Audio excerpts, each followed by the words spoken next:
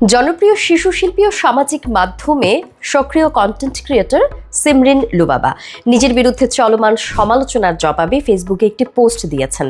সেখানে তিনি নিজের অবস্থান স্পষ্ট করে জানিয়ে দিয়েছেন, আমি লুবাবা আমার মতো করেই চলবো। লুবাবা তার পোস্টে লেখেন, রিলস আর টিকটকের মধ্যে ডিফারেন্স আপনারাই বলেন। আমি যেখানে একদম চুপচাপ, সেখানে আমাকে নিয়ে বারবার খোঁচা মেরে কথা, অকথ্য ভাষায় যা তা বলা। কিন্তু কেন? ইসলামিক পথ চলায় এত বাধা কেন? সমালোচকদের উদ্দেশ্যে তিনি বলেন, আপনি টিকটক করলে আমি বলতে পারবো না, আর আমি একবারও বলি নাই টিকটক খারাপ। ডিপেন্ড করে আপনার প্রেজেন্টেশন। আমি রিলস করে নাচাগানা কখনোই করি না। আমি কয়েকটি ব্র্যান্ডের সাথে কাজ করি, তাই আমি ফুড ইসলামিক রিলেটেড কন্টেন্ট বানাই।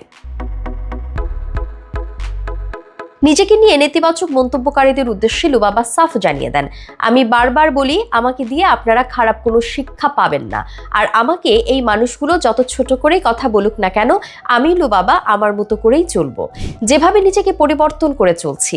পোস্টের শেষে তিনি লেখেন, এটাই তাদের জন্য আমার লাস্ট মেসেজ। হেদায়েত করুক আল্লাহ আপনাদের। খুব শীঘ্রই আপনি আপনার ভুল বুঝে আল্লাহর পথে আসবেন। আমিন।